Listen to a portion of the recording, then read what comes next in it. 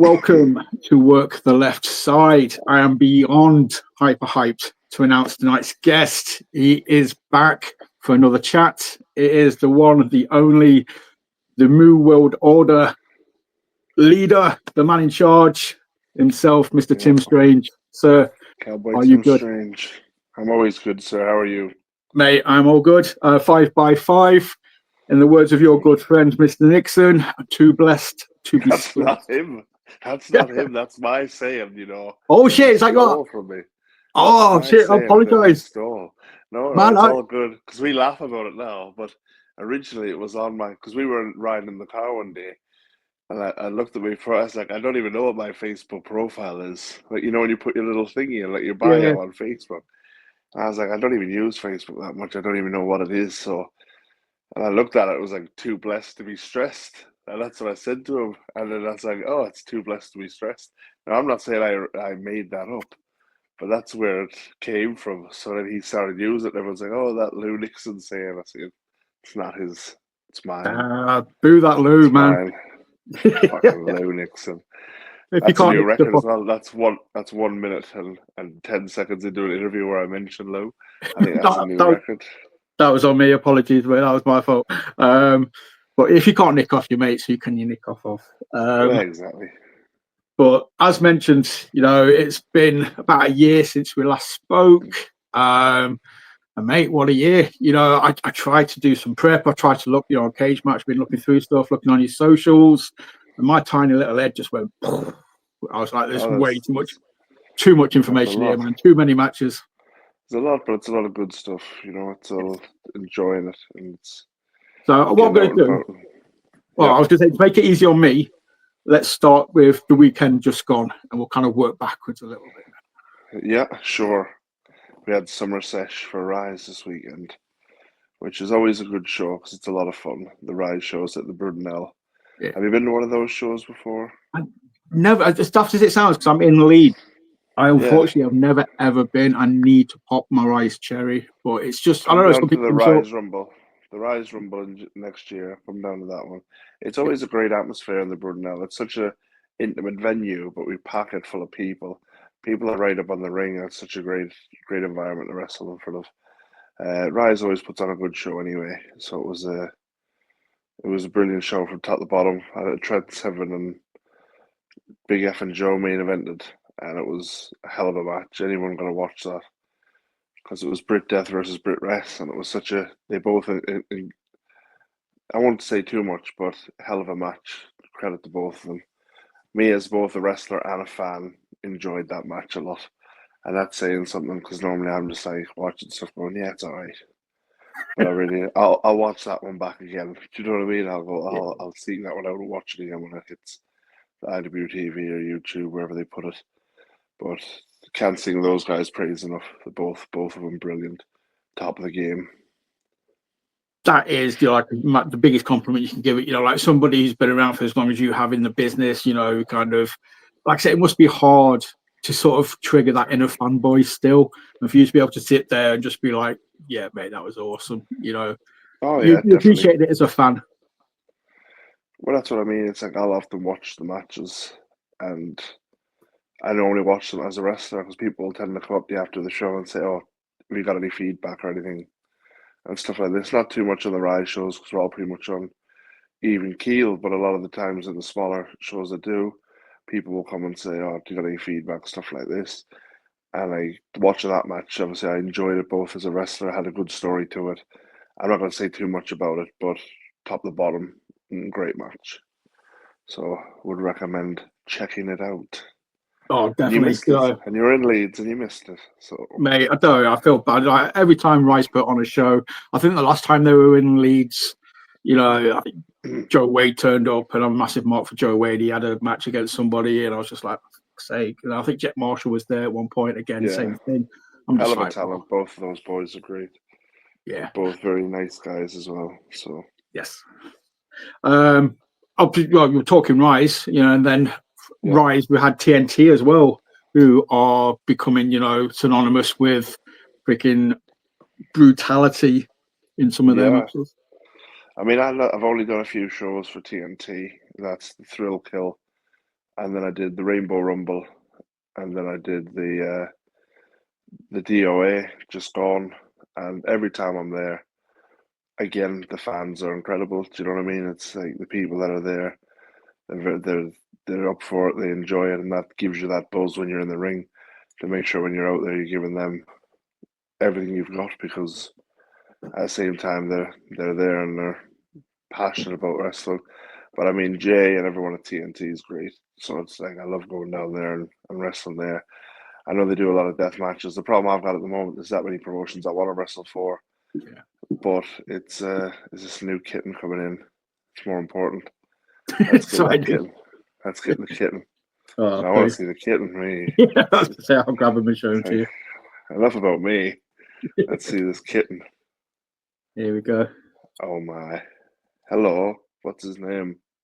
He's going to be called Bean Sprout. We have a theme going. We've got a cat called Noodles. We had one called Stir Fry, who passed. So yeah, Bean Sprout is his replacement. Not replacement. He's already got Beanie. He's already got Beanie. What's that, dude? Did you just call him Beanie then? So he's already probably got a nickname. Yeah, he's already got a nickname. He's not even bedded in yet. But more about him later. But I'm sure he'll be back at some point. Mate, I swear if he climbs up my back and just pops up on my shoulder, that's it. That'll make it. I'm like, yes. That's what you want. All the cat clips. But like, yeah, TNT is great. Like going down there, and it's such a variety and a mixed bag down there. It's like don't get me wrong, a lot of the deathmatch promotions put on variety, but the TNT tend to put on a good show. It goes out live on Trilla as well a lot of the time, so it's out working for the live audience. And I got an opportunity to wrestle one of my favorites in Ricky Shane Page last time I was down there. So again, it was a great honor for me to wrestle him, and getting that opportunity off TNT guys sort of means a lot, because they trust you in there with these guys they're bringing in. So it's great. So credit them, and thanks to Jay and TNT for having me down. That's it. I mean, obviously, it speaks volumes, like you said. You know, when they put you in the ring with somebody like that, that's automatically just triggered a memory of looking through earlier. I'm going to work backwards, but I do want to jump forward for a second. That's fine. You got Chris Masters or Adonis. Yes, Chris was on Saturday for Target. Yeah, Target's like my home promotion now. Like John and Phoebe who run Target up there, they've always looked after me, like in wrestling. And John's been a pal of mine for 20 years now, so can't sing their praises enough. And obviously, yeah, he asked me if I wanted to work with Chris Masters, and obviously, at first I was like, you can give it to one of the younger guys. Like, I would love to wrestle him, but give it to one of the guys coming up who, you know what I mean, thinking that I don't want to be one of these guys that take opportunities away. And I think a lot of the times the old experienced guys tend to get the imports, as you would, or the Americans when they come over. And I think at my stage in my career now, I'm a bit. Yeah, it'd be lovely to wrestle them, lovely to work a match with them. At the same time, it's that degree that you don't want to take opportunities away and learning opportunities away from other people, you know, who could learn from it. But then I thought, nah, fuck it, I'll do it.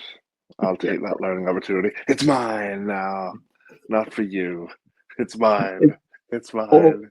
There's always something to learn, no matter how long you've been around. There's always something new to learn. Oh yeah, definitely. I think it's always one of them things. I remember back sitting in the locker room and watching like the people come in like Vaders and Jake the Snakes and people like this, and always wrestling like the more experienced guys and people like that.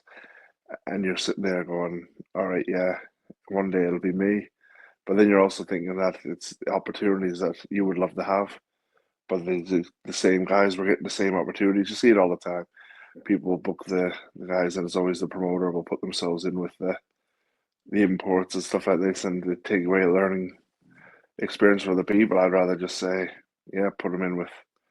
Don't get me wrong, with some dream matches out there that you wouldn't rob the fans of, but other than that, it's you want to let the guys learn and create that next generation of wrestler that are coming up, and give them that opportunity. They can have those matches that might push them up to breaking into America or breaking into Japan or going places like that.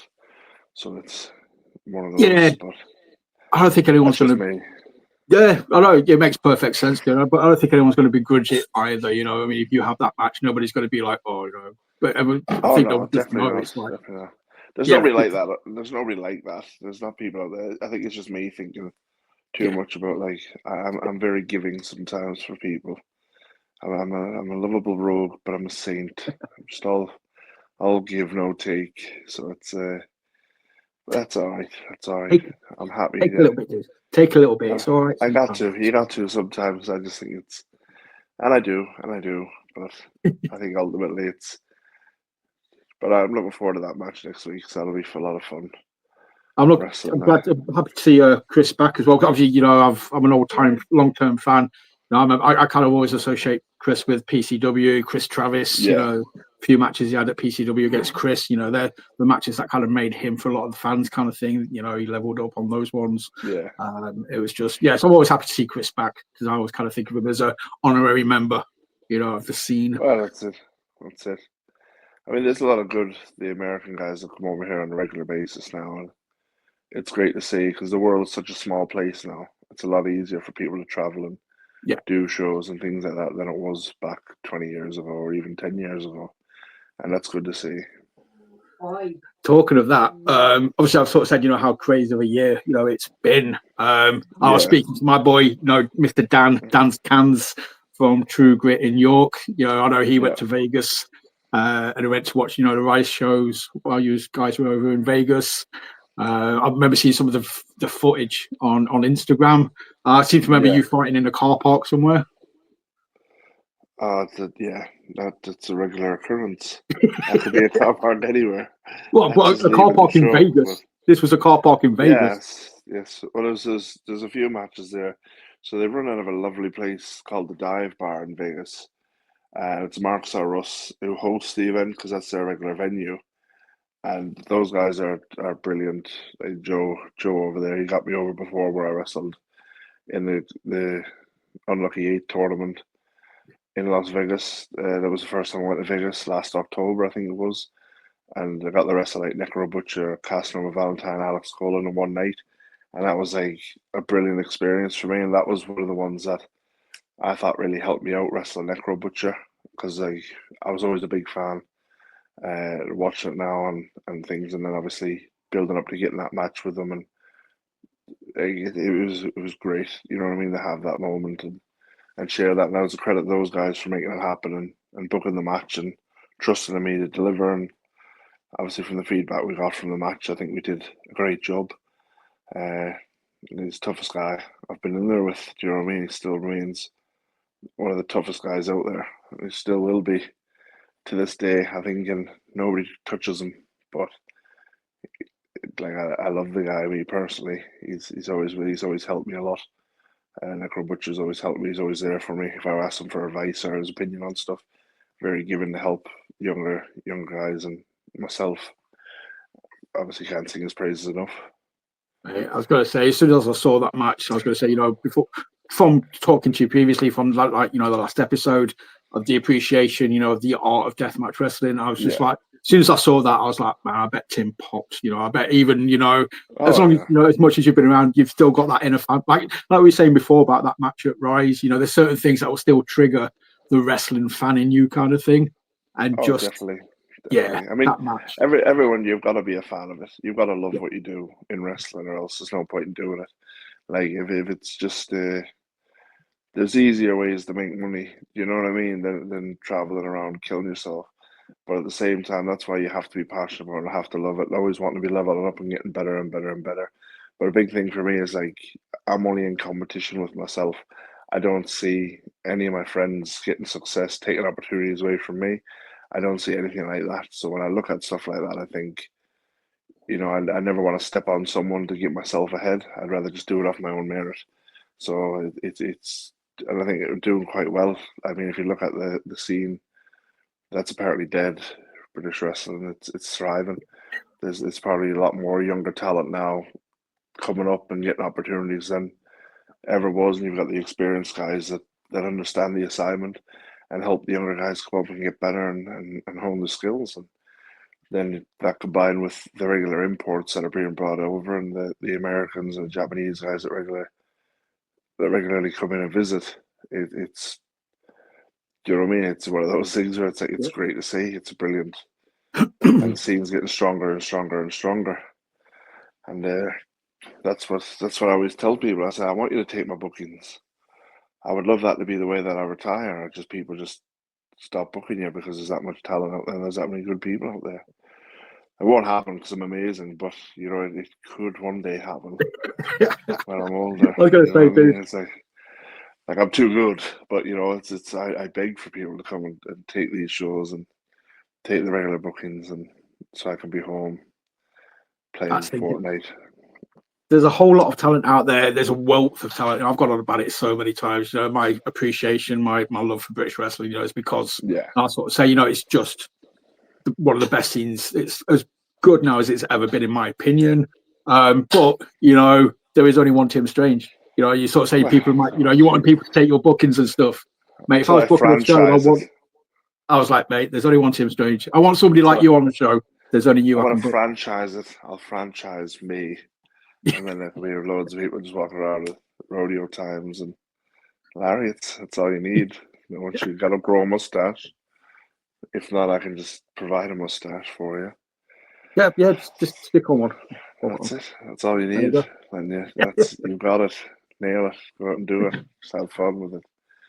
Dude, talking of rodeo time, obviously I was there in York. I had the pleasure of watching your match, or I'm going to say match. I'm going to say an education to young Joey Slade at True Grit. And just how happy you were when you hit that rodeo time, mate. The entire school just smiled. You know, we popped. It was just like, oh. Well, that's the thing. I mean, it's a credit to obviously Joey. He's an amazing talent, young man. You know what I mean? Like I'll sing his praises enough. He's my son. I don't know. A lot of people don't know that, but he is my boy. He looks like me. He is my biological son from a steamy affair I had many moons ago with his mother, and now he's coming into his own, and he's second generation Joey Slade, and he keeps some bad company. Do you know what I mean? On both sides, I don't like either Alton Thorne or the other group, but you know, it's just kids will grow and they will learn. You have to let your boys make their own mistakes. That's it. You got to let them lose. Joey go, but he knows Papa Strange is here when he needs me. You know, sometimes you just gotta teach him a lesson. Teach him a lesson. You know, I mean, tough love is all that was. You know, for my baby blue, my baby boy. That's a whole different spin on that match for me now. I'm just looking at it as in like just a disciplinary action. That's it. Like, right, I'll tell you once. That's it. I'm not mad. I'm just disappointed. Exactly. I'm just disappointed in you. You gotta pick the friends, you know. You gotta let them pick their own friends, and they'll learn. Yeah, exactly. When they're knocking about with the wrong people. But he'll come back to Papa one day when he grows out of his little phase that he's going through at the moment. His little rebellious stage. Well, exactly. Dude. We talked about one of his cohorts, obviously, in the regime. So again, another match that jumped out at me was, you know, the no ropes barbed wire match with yourself and Franco. Yeah, Franco's great as a wrestler, talented.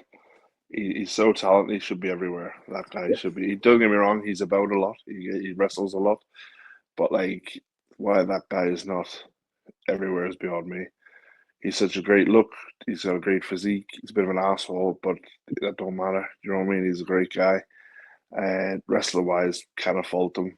I mean, it's one of those things for Franco. I think he's such a nice guy. He just needs to get out there more. People need to give him opportunities. That's why I'll always sing his praises. I'll always push him. To any promoters who ask, "Oh, who would you want to work on this show?" I'll always say, "Put me in with Franco. We'll make some magic for you."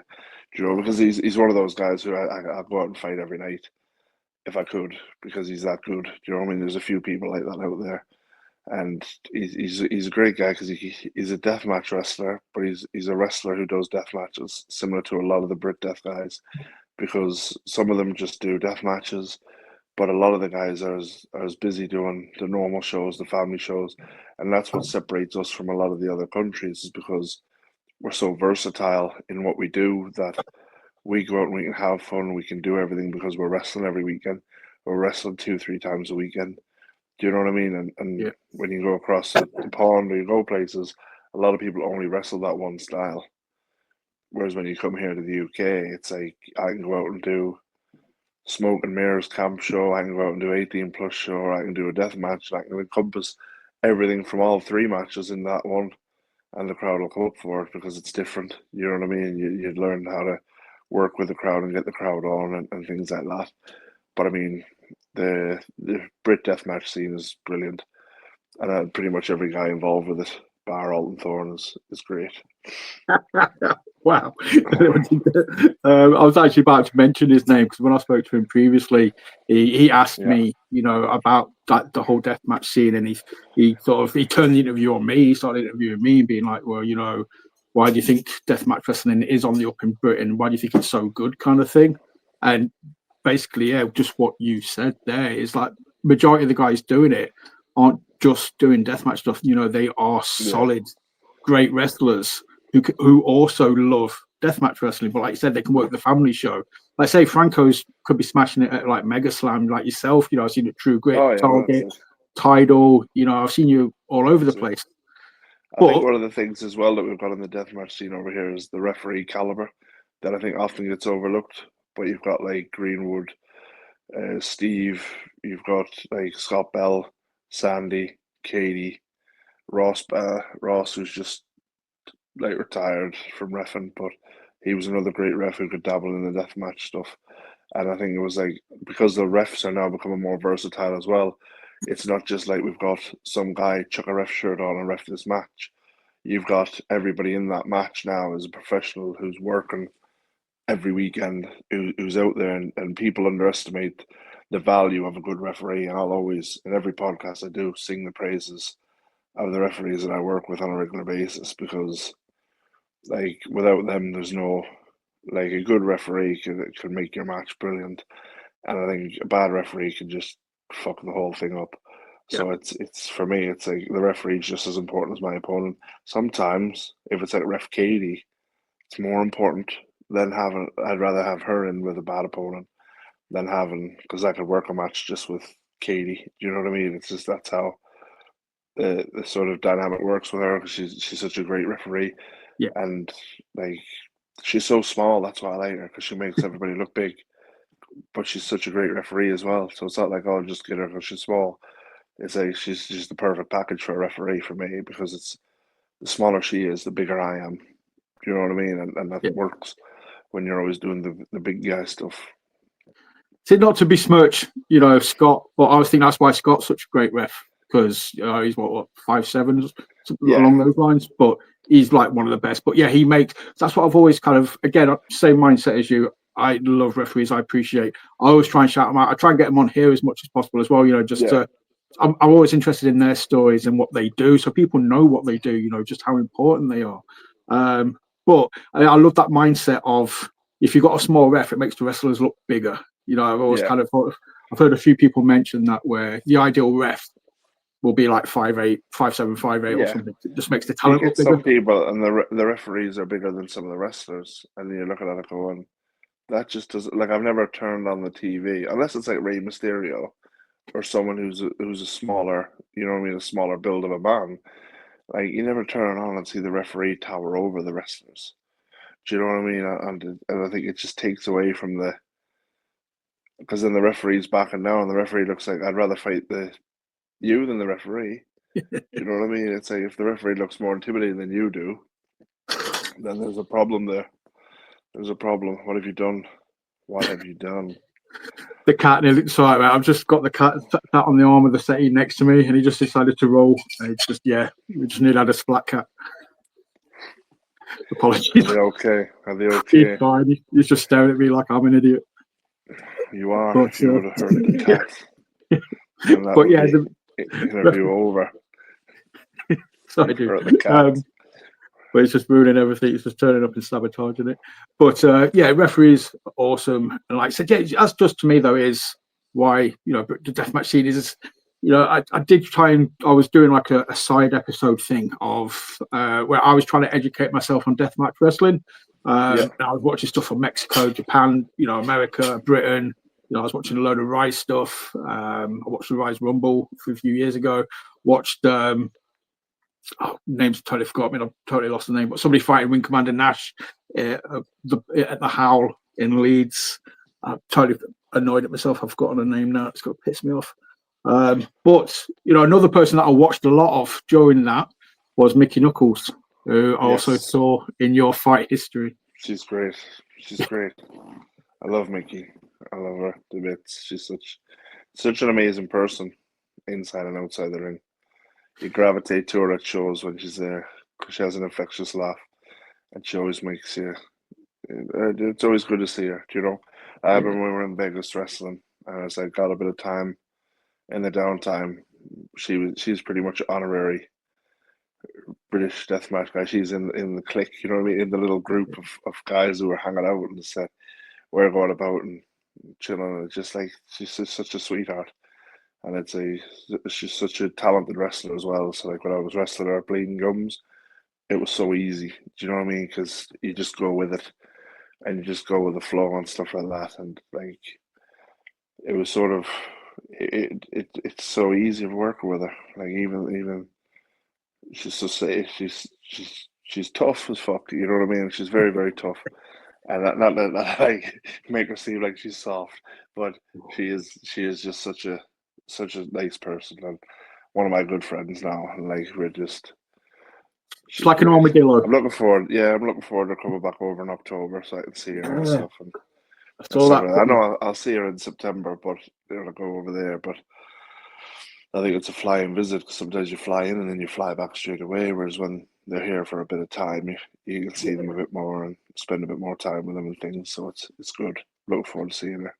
Because that was definitely one of the huge. There's many pluses with this whole me being educated in deathmatch wrestling kind of thing. But yeah, learning about who Mickie Knuckles was and stuff like that, learning out all this new talent, mate. I was just kind of like, because it's not something I knew of it and I've watched a little bit of it, but I've never paid much attention, kind of thing. I always liked it, but there's a difference. I think my appreciation went up tenfold after watching just 80 odd death matches. So yeah, I'm kind of like, okay, I'm a big fan of this now. Oh yes, it's a brilliant art form, and I think it's one of the truest ways of wrestling, and it's a credit to the guys that have come before us. Do you know what I mean? Like all the great guys and girls who've done the death matches and sort of made us all fans of it by doing what they do and putting their body on the line. You know what I mean, and things like this. And you watch it now, and you're going, it truly is like the last bastion of professional wrestling because there's people who come to me and say, oh, you did that, or I bet you that was this, and you're talking to them going, yeah, it was good, but then see, like you do realize that it's all part of the show, but then people online, like the way they react to it and go, oh, this is this and this is this, and you do realize that you're all being, like, don't get me wrong, it's like you've got to be tough to do it. It's not sugar glass, you know what I mean? It is stuff like that, but the way you do things, you're thinking. You really think that I'm setting myself up to get hurt here? Do you know what I mean? You really think that I'm stupid enough to do something that silly to myself without taking proper precautions? And the risks are always there. It's like a live stunt show. The risks are always there, and you're amplifying it when you're from pro wrestling because you're adding these extra elements to it. But there's still precautions you take to make sure you're doing stuff as safely as possible when you do it. Do you know what I mean? To a degree, as safe as you can. Smash glass over people. You know what I mean? It's one of those as safe as you can, fall through barbed wire and stuff like that. But that's it. It's there's things you do and think about it. You go, all right, well, is the squeeze worth the juice? Is the visual good? Will it look good? There's ways things to measure it up before you do stuff. And it's just amazing how many people, especially educated people, well, apparently educated people who think I know everything about wrestling, still react to these videos that you put up, and people laugh about it because you just go, he doesn't even realize that it's been worked. Like, you know what I mean? He's been got him. And I think that's. it's just an appreciation thing. Like I sort of said, you know, I'd like to think, you know, you guys obviously, like you sort of said, you know, obviously you're still protecting each other. You're working as safe as possible, but it's just the aftermath. I mean, looking at your Instagram, you know, how many photos of your back recently? You know, it's just like Niagara Falls, but red. It's just a red. I have a lovely back though. That's why I take those photos. To work on my definition, I'm a body guy, you see. So I'm in the gym working, sculpting this body, and then I gotta get a pose on. You know, this is nothing makes it pop, like But then some crimson on your back, exactly. But no, I mean, it's the visuals are there for people that, because a lot of people appreciate what you do, and I think the visuals show what you put your body through on a regular basis for the art form. So when people shit on it, you go, you can have your opinion on it. You know what I mean? It's not going to be everyone's cup of tea, but those fans out there who love it and support it on a regular basis, I would die for those fans. Do you know what I mean? Because these guys are such loyal people and friends. You know what I mean? They become your friends after a while because you see the regular people at the shows and they're taking the clips from the matches and straight away they're putting them up. So as soon as the match is done, you've got clips to go viral or clips to go up and people watching them. You know, and the fans travel the world. They fly over to America to watch the shows. They do everything, and you go, you cannot. I can compare those fans to a lot of the other fans. And go, you ain't got shit on them. Yeah, Do you know what I mean? Not to say nothing bad about the other fans, but it's just more say that the deathmatch fans go above and beyond the normal what a normal fan would do. You know what you'd state a normal fan, and it's because they're in love with the art of deathmatch wrestling, and they'll go and they'll support the guys, and they don't realize. Well, they probably do realize, but because we tell them. But I think they don't know how much that truly means. Do you know what I mean yeah, to the guys who are just. Because we're all just normal people, do you know what I mean? At the end of the day, like strip back all the followers and all the bullshit. We're all just normal people, do you know what I mean? You put your pants on, one leg at a time, all that stuff. yeah. But I think you're looking at it going, but these people come out and support you through thick and thin, through snow, through blizzard, through storms. They pay hundreds upon hundreds of thousands in travel and tickets and hotels to come and support this, what you do, your passion, your love, and they come and support that. And it's thinking, credit where credit's due. Like, thanks so much because it means so much. Like, when I did the show the other day at Bleeding Gums, I was having a bit of a rough week, and I turned up at Bleeding Gums, and Tobias, one of the fans up there, has come over and said, "I got a gift for you," and he had an old like Hulk Hogan figure to give me, like for something like that, and I just thought it's such because I do have a bit of a collection of old figures and stuff like that, and Hulk Hogan and some of the old era. So when he came and gave me that, he's like, oh, I was digging out my stuff, and this was from the original Andre the Giant Hulk Hogan box that I had, and I want you to have it. And I thought, like, you know, it's just such taken back that these people do that for you, and you go, like, I cannot thank you enough for that, and because it's like such a kind gesture, it just made my whole week. Do you know what I mean? It just made Yeah, like a big U-turn on the week because like sometimes you do have rough weeks, as you say, you know, we're all normal people, but then you look at it and you go like when someone goes above and beyond to bring you something like that, you go, thank you, like I truly appreciate that. It's made my day. that's You know, awesome. made my week and things like that, and it's just such it's just nice, you know, just nice.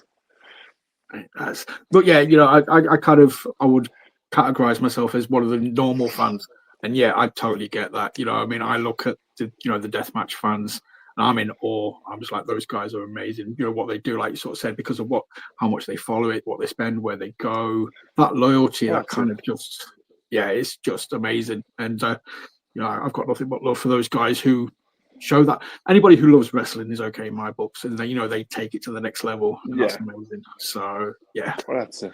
It's different levels of fan, but I think those guys are on the top for me. yeah, They're platinum tier. yeah, I think it's the highest tier you can get. They're yeah. platinum. I would, Everyone and else like is I say, gold, and then the internet fans who just shit on everything. oh They're yeah, just forget that. bronze. Yeah, They're forget at the about bottom. They're it. out. They're Get out like of here. 7-day free trial fans or something. I don't know. Exactly. Exactly. Get them out of here. But obviously, as well, I'm talking about you've been looking backwards. Obviously, got the pleasure of seeing you. Sorry to mention his name again, but I got to see you against Alton Thorne back in February in Leeds for the one-off, one-time only NCW show. That went well, didn't it? That worked out well for him. It's that guy. Fuck me. Sorry, but it's Jesus. It was a good match, though. Yeah, I just wanted to bring that match. was great. Like joking aside, like me and all are two totally different types of people, and we don't get along that well. But wrestler wise, like we do well together. Do you know what I mean?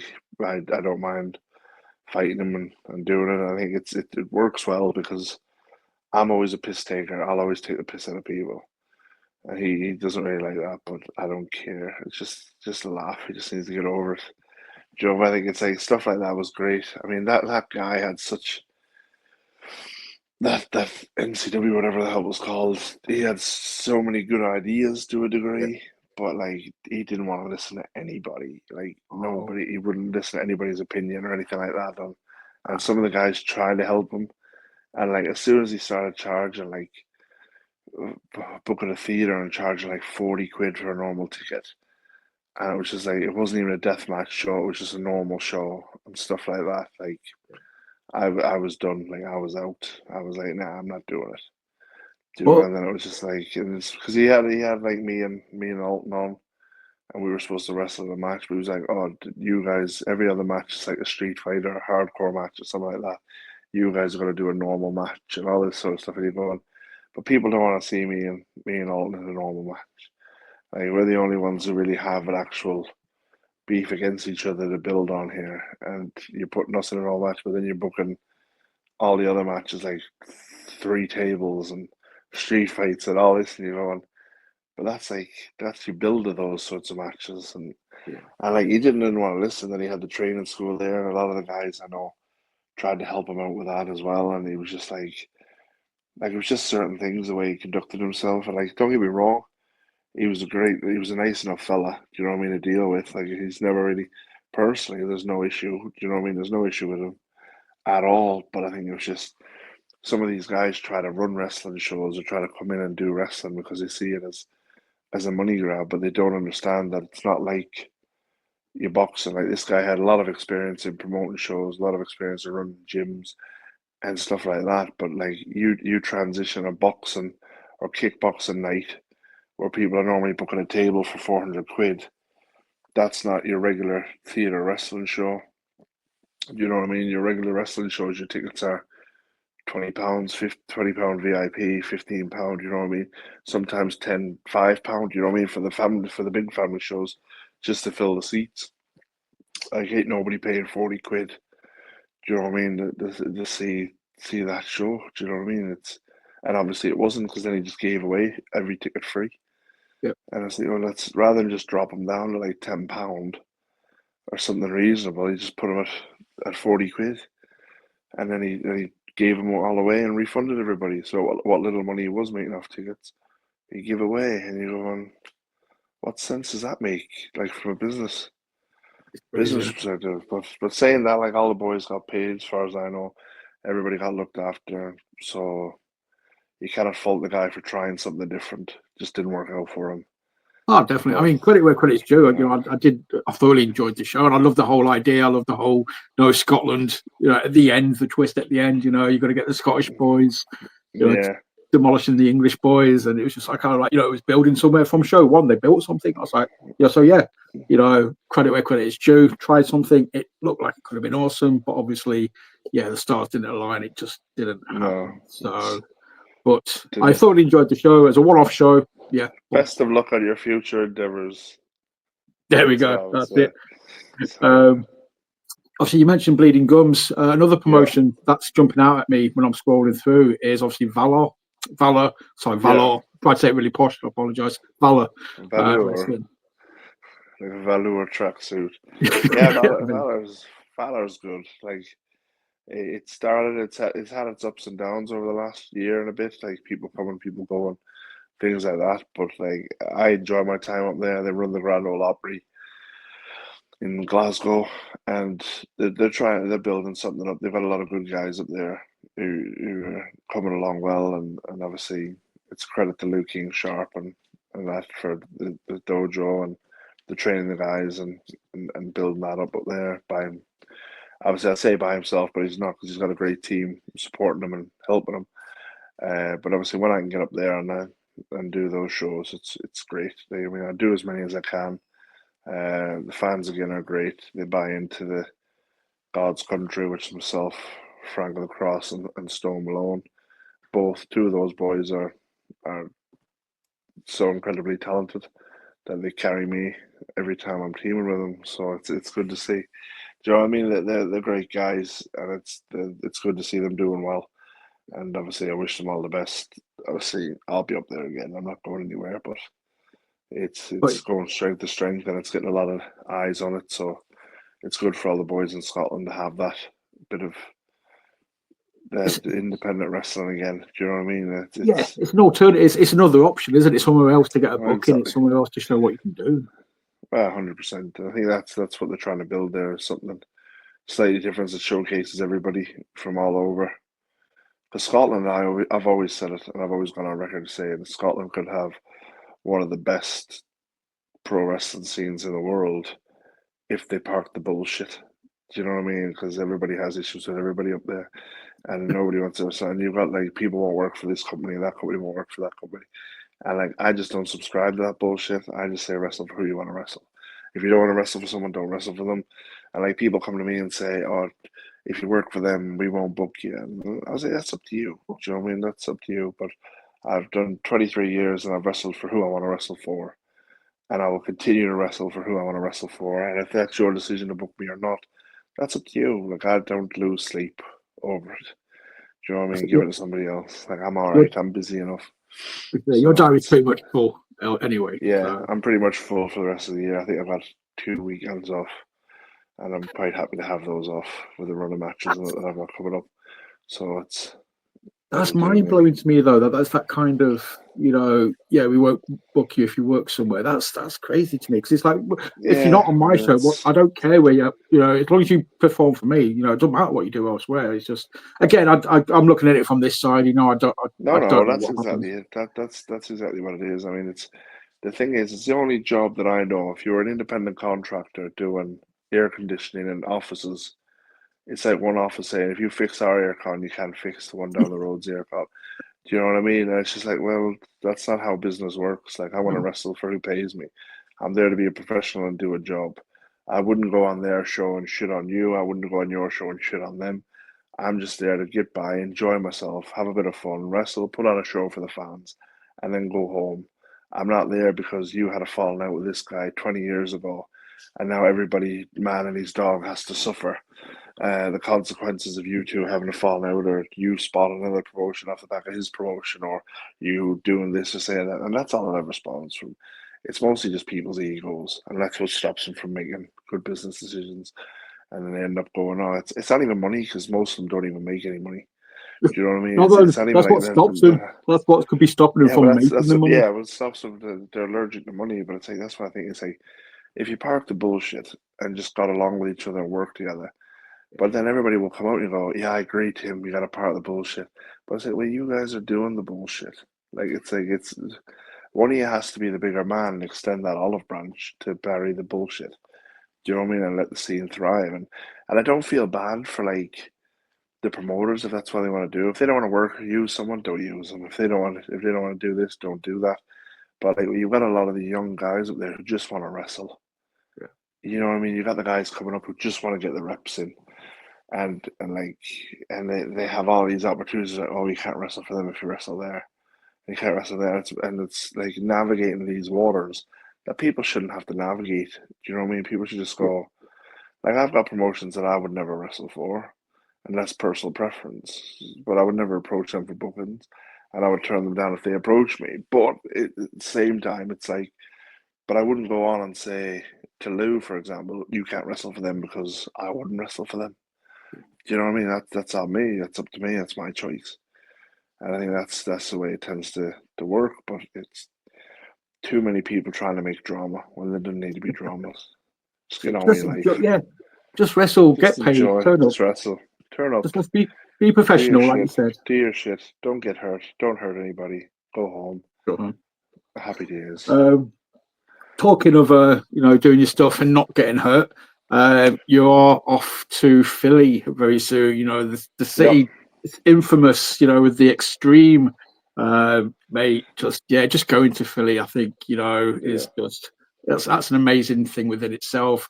Wrestling within Philly is just I think it's just mind blowing. It's groundbreaking. Oh yeah. I mean it's being over there. Like I love going over there anyway because I've got some good friends over there, like my pal Evan and stuff like that. So I'll see him when I'm over there, and I'll catch up with some people over there. But I've got one show in New Jersey for SVN on the Friday night, and then I've got the obviously Tournament of Death on the Saturday, which is the big one for me because CZW I've always been a fan of, like since tape trading back 20 years ago. Do you know what I mean? It's one of those things that I've never thought in a million years that I would be in a position where I'd be participating in a Tournament of Death. And obviously when I got that call about it, I just thought I've got to do it. You know what I mean? I'm gonna do it. I'm in Tournament of Death. And it was just like such a try to keep that quiet from people. Like I think I probably told Lou and a couple of the other boys, and then other than that, I was like, can't say anything though until it's announced. But it was just one of those things where it was like such an honor because, like as I say, when I first started, Iceman trained me, and it was sort of he used to get the tapes. I used to get the tapes off a guy called David Pick, who operated up here, and he used to go to America get the VHSs. That's how old it was, VHS tapes. Copy them and then sell them on and send the money back over to America. And like you're looking at it going like I remember watching these tournaments of death on a VHS sitting in a small room in my flat that I lived in. And now it's like now I'm participating in it and it's like it's good because you like come full circle. It's just like it's a great accomplishment and achievement to even be shortlisted to be in it out of all the deathmatch wrestlers and you get picked. So it's a good feeling. I'd say I can't. Again, I'm only speaking from this side of the I can't even imagine kind of thing. But like you said, being the fan, I know obviously, like I said, I know you in the sense of like what you like, what you enjoy doing, where you come from. I was talking to you previously, Yeah. kind of thing. And again, as soon as you sort of mentioned about going to Philly, I was just like, dude, Oh yeah, it's I can great. just imagine you walking on clouds. But like I said, not really being able to tell anyone, and it just being like, No, that's it. I mean, it is going to be great because you're going to the farm. Do you know what I mean? Where the tournament death is, and it's such a great. But I've got a busy few weeks there.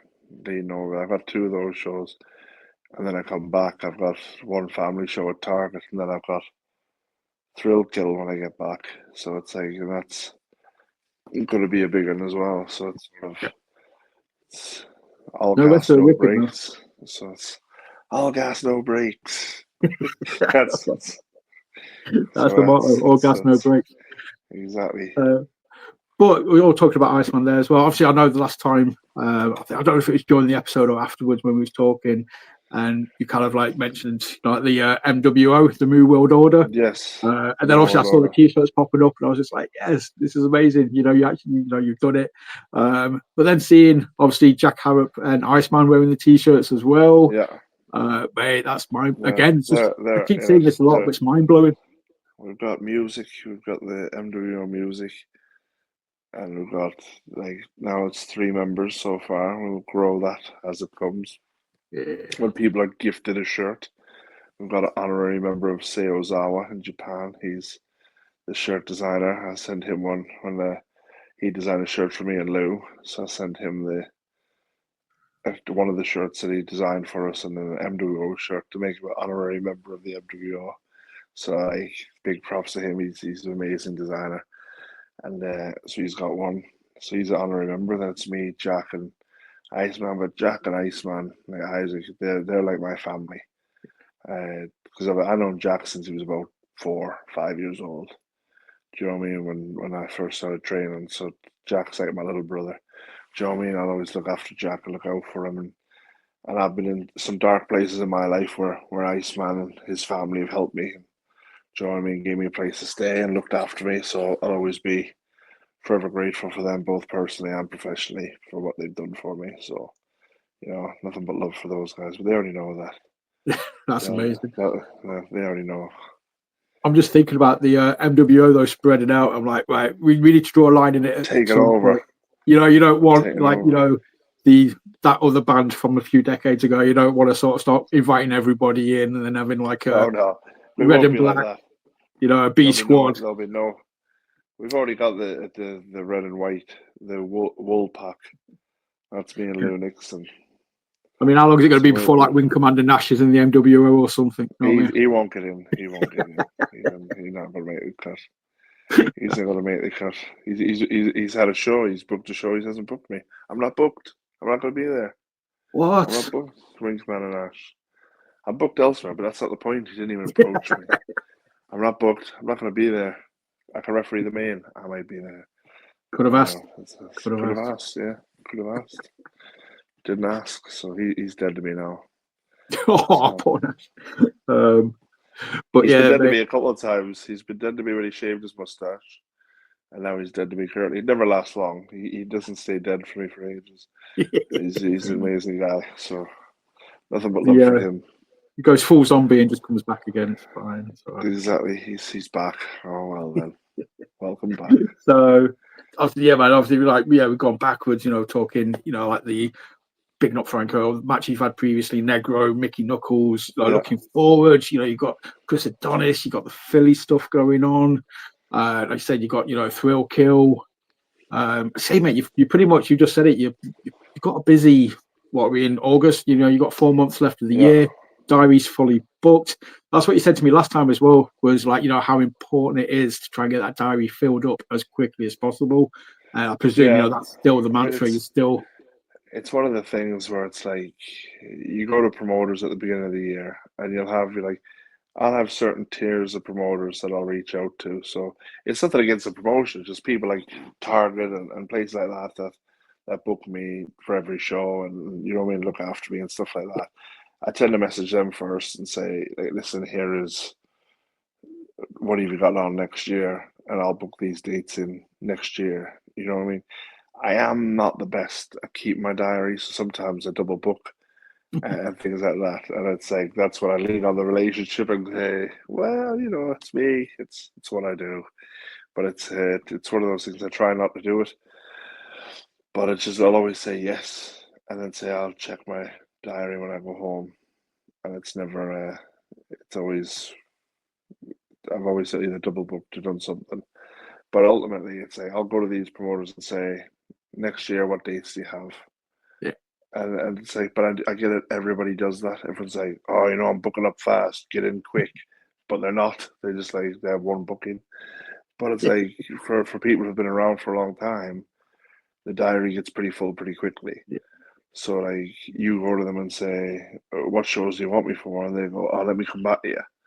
And you go, by then you've gone to the next batch of promoters who have booked you for those dates. And then they come back and say, oh, I've got these dates. Can you do any of these? No, I'm booked. Do you know what I mean? I'm already booked up now. And then that's often the case why you can't go, because it's like places like WAW down there. Like I love it down there, but it's like getting down there. Because it's sort of I'm booked up and that, and it's just like there's so many promotions out there that try to book you, and you go, well, I can't do that show because I'm booked. Do you have any other dates? Sometimes I'll just send them over. These are the 3 dates I have left this year. Like if you have any of these dates, let me know. But other than that, I'm quite happy to have the odd weekend off. Do you know what I mean? Just to recover and relax. I say that until the weekend approaches, and I'm like, I need to do something or find something. So book me. Book me. I'll come. I'll just come up and see you. So no, but it's always good to stay busy, and I'll always tell younger guys, it's like the best way to be busy is be busy, because more people that see you out there and see you busy, they always go, well, he's everywhere. I'll book him, because you build your following, you build your fan base, you build everyone up, and then when you're constantly getting booked again and booked again and booked again. it helps you. Do you know what I mean? It helps you get your name out there a bit more and stuff like that. So I always say to people, like, just take the bookings, but try not to. I'll never shit on anybody, but like sometimes people will be, I'm really busy wrestling, but they'll wrestle the same promotion, and it's like I wouldn't say, I don't like to say lower level, but a smaller promotion will say Yeah. that they're running the same venue every week, booking the same 10 guys, and you go, like, you're not going to progress there.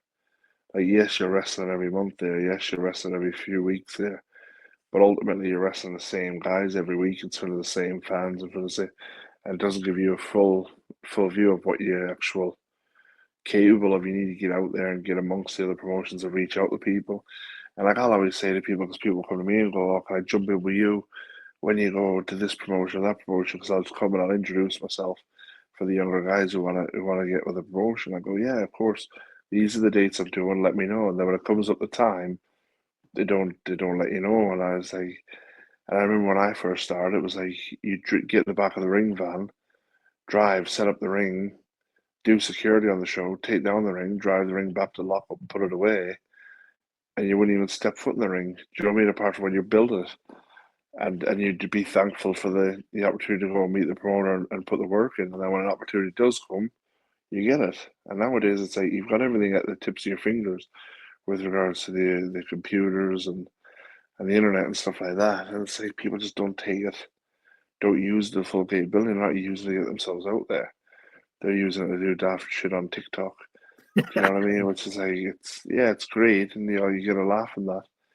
But it's, for me, it's just one of those things. It's like it's not. It's not going to get you a That's not. booking 9 times out No, of 10. exactly. It's not going to get a booking, but you need to be out there. It can do. Like there's a lot of guys out there that do, and there's not a knock on anyone that uses social media for other accounts. Because I know like PPW do it, for instance, Yeah. and they do a great job of putting spotlight on a lot of the guys. So credit to them. They're using that platform probably flawlessly, better than most people do. Do you know what I mean? And you look at I know some of the American guys have done it in the past, like Jack Vaughn and like Bishop and people like that who do it, and they're using the platform to get their face out there. But then they're also wrestling all the time as well. Do you know what I mean? And that's That so they're balance. getting their face out there, and then they're saying, "Here's where I am. Come see me." So it's like, here's a funny video that a million people will watch. Here's the show I'm on next week. You know what I mean? So you use your advantage. Whereas a lot of the guys just like, here's a funny video I do. Here's another funny video I do. Here's a funny video of me and my mate messing about. Here's that, and you go like, it's not that to me. It's not going to look at a promoter and go, I'll book that guy. Yeah. But if you're doing like, here's my top 10 moves or top 5 moves and stuff like that, and that's the stuff that people go, oh, he's got 5 moves. Do you know what I mean? He's got 5 moves. He's got 3 more than Tim. Let's get him in. You know, it's a. But that's the thing. It's like there's so much there now. Like before, it was like you have to do a VHS tape, an 8x10 picture, and send that to a promoter to even get a look. And half the time they probably just record it over. Do you know what I mean? And record another match over it. So it's like it's you just be sending VHS tapes. And I think that's where it's come now, where it's just like here's a YouTube link. And because it's so easy, I think people become complacent with trying to get out there and trying to get work for other promotions and trying to wrestle and travel and do stuff because they're just sitting there going, I'll wait for them to come to me. I'll keep doing this show every week. And don't get me wrong, if that's what you want to do, if you want to do the same show every week with your pals and do it as a hobby or whatever, like fair play. Like it's not my thing, but fair play to you if that's what you want to do. You just crack on, you do you. You just whatever. But like for the guys who are serious about it, who want to actually make it, there's a lot of good talent out there. And you're so talented, but you just need to put yourself out there to get recognized and get eyes on you. And then you'll move on to the bigger promotions. Because people come over and they just say, oh, how do I get booked on X? And you go, well, you need to build up to that. You can't just go straight out the training gym into like a company like TNT or Rise or someone like that. People just go, well, how do I get booked on this? How do I get booked on Target? How do I do this? You go, well, like you need to be out there a bit, or train with them, or to do something like that to get there. Like they run a training school, pop up to the training school, do a bit of training there, and so they get eyes on you and see what you can do. Like, and it's just like there's no drive to do that. It's just like, no, I'll do a TikTok. Yeah, that's from speaking to a few guys I've spoken to recently. Of just kind of the embodiment of what you just kind of sort of said. You know, been speaking to like Seb Mercer, Joe Sedgwick, Evan Knight, Yeah, a lot Billy O'Keefe, guys like that. Who I sort of see. You know, I know Sedgwick and Seb. You know, they debuted at wrestling in Newcastle on Saturday. I yeah, know they go up there. You know, they train with like Rampage, but then I know they go down to like BWR. They go to Evo. You know, they go to Pursuit as well. You know, they go to like a handful of different schools and yeah. they'll travel. You know, they've kind of got that old school mentality from speaking to them where But they just road trip. it's never a business that's truer where your network is your net worth. Yeah. So it's like if I'm sitting there and I get asked all the time, "Oh, is there a tag team to book? Who would you recommend as a tag team?" And I'll say, "Oh, British Top Team." You've got, you know, what I mean, these, and I'll list off a load of tag teams that I know that are people that I can vouch for. The same thing as saying, "Oh, who would you recommend as a big man in the Midlands?" You know what I mean? You go, "Oh, you got Franco down there, you got these people." I'd give these guys the platform no anytime. You know what I mean? They're not disappointing. And you're going through this and you're putting people forward for it because you know for a fact that they'll deliver. Do you know what I mean? They'll do a good job with it and stuff like that. But you only know that because you're on shows with them and you see them perform and you see them deliver. And like, but if you're not on shows with these people, how am I gonna go, "Oh, Tim, if something comes up, mate, can you recommend me?" Well, no, not really, Yeah. because like I like you, you're a good person, but ultimately you're not Your doing the reputation. work to put yourself out there to do it. And like, don't get me wrong, I can recommend somebody who's absolute dog shit, and I don't think it'll hurt because it's on the night. You know what I mean? They'll probably not ask me again, but Yep. it's one of them things. But it's like being a nice guy is not enough. You need to actually want to wrestle and want to be, because there's people that I can ring up like Big F and Joe, people like that. Like they'll put the miles in, they'll do anything they can because they want to wrestle. They'll travel anywhere, anytime to wrestle, and that's you know what I mean. That's because you got that desire, that hunger about you. Whereas I Oh, think a lot of the younger guys, not all of them, but a lot of them are quite happy with just ticking a box to say, "Oh, I've wrestled this month. I'm a yeah. wrestler." Do you know what I mean? And then it's I mean, Big F and Joe's the embodiment of that. You know, I've heard so many stories of him like wrestling, doing death matches in America, jumping on a plane, getting back over here, straight from the airport, straight to the yeah, venue. straight Bang, to you another know. show. Yeah, I think it was the Oh yeah, Kumité's it's like debut show. I'm sure he'd literally just been somewhere else and just rocked up at Kumite, did the main event, and then probably went somewhere else afterwards. It's just like, he does it all the time. He'll fly in and then drive straight to a show. Do you know what I mean? It's like that's because he's hungry for it. You know, he wants it. But it's like well, it's your passion, it's your love, it's your passion, your love, and all you've ever wanted to do was wrestle. And someone gives you an opportunity to do that, you're going to do it. If it truly is your love and your passion, you'll want that. You yes. know what I mean? If it isn't, that it's just something that I like to do, then that's fair. But don't take up space for people who are passionate and want to deliver it and go out and do it properly. Do you Yeah. know what I mean? Because I like to consider myself as like the type of guy who, if I had a day off and I get a call that morning saying, "Can you do a show here?" I'll be there. Do you know what I mean? I'll get in the car now and I'll be on my way. And I think that is one of the big things that you need to have. You need to have that hunger. You need to have that support network that you know, like you're gonna miss birthdays, you're gonna miss weddings, you're gonna miss family events, you're gonna miss all this sort of stuff, funerals, all sorts, because wrestling. You know what I mean? Because that is your love. And all my life, as far as I can remember, wrestling's been my one constant, been my one thing that's always been with me, no matter how low I'm at, no matter how high I am. Wrestling is there. Do you know what I mean? And that's why it's so important to me, because no matter what happens, I know I've got that. Do you know what I mean? I Well, know I've got wrestling, mate, and you look at it, it's just you need to have that love and that passion for it to do it. Otherwise, it's like you'll do it shortly, and then you'll go, "Why the fuck am I doing this?" and leave. yeah. As soon as it starts to hurt a bit, nah. No, it's not for me. Well, that's it. It's one of those things. But no, I think it was good. Just Right. wrestling. I think, we'll kind of wrap it. I've said, I normally try and keep you for about an hour. I've done that's that. fine. I just think that's a really nice way to end it. Kind of like you sort of said, the one constant is wrestling. That's just how awesome it is. It's the start, the middle, or the end is just like I said. You've got that passion, you've got that love for it. I think anybody who knows you, obviously, that's blatantly obvious. But a quick thing I will say though is about you with the bookings and probably only getting onto certain promotions a couple of times a year, kind of thing like that. To me, that's a good thing because it makes it feel special. It's like whenever you get booked at True Grit, I'll always be like, yes, I get to see Tim again. That's awesome. It's not like I see you every month. It's always around the promoter's birthday that he books me. I think it's his birthday treat to himself. He has a little Tim Strange cameo appearance, and I'm happy with that. Like I love that. Like I love wrestling at different promotions. I love getting around, and obviously there's some promotions like True Grit that are amazing that you'd like to be there every week, but it's not possible because you've got other shows and clashes and stuff like that. But obviously the promoters that understand that are a godsend because it's not like, well, I'm not going to use you because you're not going to do every show. Do you know what I mean? They get the fact of, well, I can bring Tim in, plug him in, he'll do his bit, then he'll disappear for another 6 to 8 months, pop back in, do the same shit because people forgot it. He'll do exactly the same because they forgot it now. Bring him back. 8 months, they forgot Tim, bring him back. Rodeo time's new now. Bring him in. He's got it.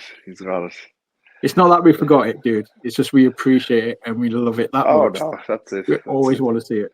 So, always. But mate, thank you so much. Honestly, dude, I've been really looking forward to this chat because I just know how awesome you are, and it's always a genuine pleasure to talk to you. It's great to come on. It's great to see you, and great to have a catch up anytime.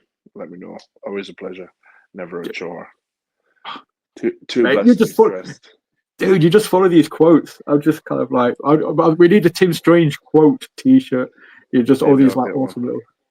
And at number one, too blessed to be stressed. Take it. Exactly. Put on a T-shirt. It's yours. It's fine. So that's it. So if anything you learn from this podcast is that is my saying, not lose. On future episodes, I will now say, as Tim Strange says. Exactly. I am too blessed to be stressed. Exactly. Exactly. Dude, no problem, sir.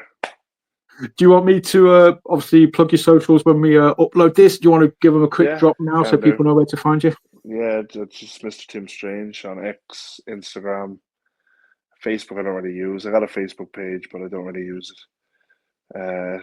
Instagram and X mostly for me. If you're on those, hit me up. I think that's all of them now. There's always one of them that pop up like Blue Sky or something. But it's like, I don't do that.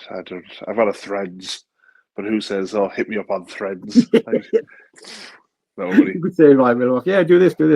Insta for me is the be all and end all, really, when it comes to, just that visual element of wrestling. You can get whatever you need on Instagram. That's why I love Instagram. It's great. You can put the videos up, you can put the pictures up, you can put little comments in there. And it does everything you need. So it's all good. Obviously, my boy Ash will tag you in the Instagram post when it gets posted that this episode has gone live, which will probably be Wednesday night, Thursday. Because I've done a double build it today. I talked to somebody else earlier, so I'm going to upload their episode tonight. I'll save you for a midweek treat. And then, if you're not following Tim, I don't see why you wouldn't be. But if you're, a random person watching this, please give Tim a follow. And get yourself to a show. I'm still waiting for those cowboy hats, man. Still waiting for the. It's too much to carry. Logistically, it's a nightmare. You're a big boy. Come on. I could, but the thing is, it's like I already have case, bag of tricks, shenanigans. You need a PA. I do. I need just someone to carry a caddy more than anything to carry me stuff for me. Make one of the younglings pay his dues and network by being your PA. Yeah, I'm sure that'll work. I'm sure that'll go out a treat with the society these days. It's not child labour at all, I promise. I carry Tim's bands. So, Dude. But obviously, mate, thank you so much. It's been a genuine pleasure. Obviously, everybody watching, hit like, subscribe, share, comment, all the generic stuff we always ask you to do. Keep your eyes peeled. The next interview will be KC Payne. After that, I don't know what's happening because my StreamYard subscription comes to an end, but hopefully we will be back soon. And then, yeah, but no, thank you for watching. Tim, thank you so much, mate. Honestly, I can't say it enough. It's been a genuine pleasure. Always a pleasure. Always a pleasure. And yeah, always work the left side, and we'll see you again very soon. Goodbye. See you soon. Take care.